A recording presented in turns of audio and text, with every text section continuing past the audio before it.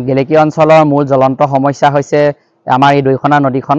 এই দৈখনা নদীখন আমাৰ পাহাৰৰ পৰা বৈ আহিছে আৰু এই দৈখনাৰ লগতে এখন নদী সংযুক্ত হৈছে ডেন্সি নদী। আৰু সেই ডেন্সি নদী দৈখনা নদী সংযুক্ত হৈ এই যিখিনি পানীখিনি আমাৰ কয়লা পলস আহি পেলাই নৈখন পোত খাই গৈছে আৰু যোৱাৰ ফলত আৰু নৈ পানীখিনি ওপৰলৈ উঠি আহে। আৰু এতিয়া বিশেষকৈ এতিয়া ভৰ বাৰিষা হোৱাই নাই, ভৰ বাৰিষা নহওঁতেই এতিয়া যি এজাক বৰষুণ দিয়াৰ লগে লগে বানপানী উঠি আহে, যাৰ ফলত ৰাইজসকল জীয়াতু ভুগিছে। আৰু এই সমস্যা আমাৰ বহুত দীঘলীয়া সমস্যা। এই শাসনাধিষ্ঠ যিখন বিজেপি চৰকাৰ, এই 10 বছৰ কাৰ্যকাল হ'বলৈ হ'ল, কিন্তু তেওঁলোকৰ আজিলৈকে এই যিটো বৃহৎ সমস্যা, যি জ্বলন্ত সমস্যাৰ ওপৰত কোনো ধৰণৰ গুৰুত্ব দিয়া দেখা নগ'ল। তেওঁলোকে নিৰ্বাচনৰ সময়ত প্ৰতিশ্ৰুতি দিয়ে, নিৰ্বাচনৰ সময়ত ভুৱা কথাৰে তেওঁলোকে প্ৰলোভন দেখুৱাই ৰাইজক, তেওঁলোকে নিৰ্বাচনী লোভ দেখুৱায় যে তেওঁলোকে নদীখন খনন কৰি দিব। কিন্তু এতিয়া তেওঁলোকে দেখিছে তেওঁলোকে ক্ষুদ্ৰ ক্ষুদ্ৰ আঁচনিৰ লগত তেওঁলোকে গুৰুত্ব দি পেলাই তেওঁলোকে এই মূল জ্বলন্ত সমস্যাসমূহ ৰৈ গৈছে, আৰু যাৰ ফলত আমাৰ যি ৰাইজসকল আগন্তুক বাৰিষা সময়ত জীয়াতু ভুগিব।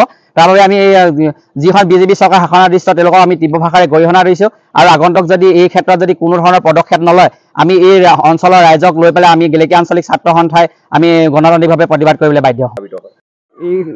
এইখন দৈখনা নৈ আৰু আগত এখন দলিচি আছে, দুখন নৈ লগ লাগি এই দৈখনা গৈ আহি এনেকৈ সেই নামদাঙত পৰিছে, আৰু নামদাংখন গৈ দিশত পৰিছে।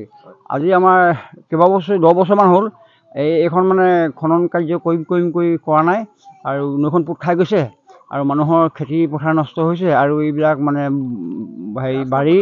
বাৰী ৰাস্তা পদূলি সকলো নষ্ট হৈছে।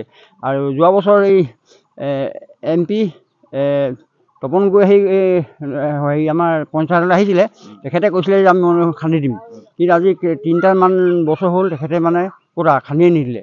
তাৰপৰা যোৱা বছৰ তেনেকৈ SDO ছাৰ, তাৰপৰা DC ছাৰ বাইদেউ আহি তেওঁলোকেও মানে চাই গ'ল আৰু ক'লে যে আমি নৈখন খনাৰ ব্যৱস্থা অতি সোনকালে কৰিম, কিন্তু তেওঁলোকেও এতিয়া একো কাণসাৰ নিদিলে। আমাৰ ৰাইজেও গৈছিলে এতিয়া অলপ দিনৰ আগতে তালৈ, DC কোনো কাণসাৰেই নিদিলে।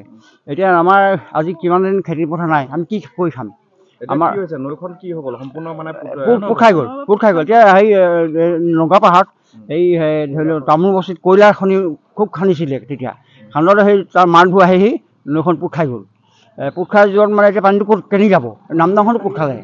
এতিয়া পানীটো মানে পুখুৰীৰ নিচিনা হ'ল, পুখুৰীৰ নিচিনা বাৰী তামোল পাণ কঁঠাল চঠাল একো আমাৰ ইয়াত পাবলৈ নাই, চব বাৰিষা ছিজনটো বহুত অশান্তি হয়।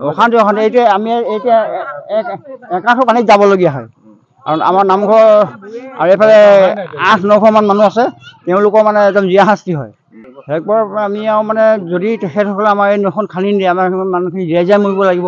আৰু আমি ভোট বৰ্জন কৰিম, আৰু পঞ্চায়তৰ ভোট আহি আছে, কোনো পঞ্চায়তৰ ভোট, তাৰপৰা ধৰি লওক MLA ভোট আহি আছে 26ত, আমি ভোট বৰ্জন কৰিম, আৰু চৰকাৰক আমি বিৰাট কঠোৰ ভাষাৰে মানে এইটো তালৈ পঠাম আমি।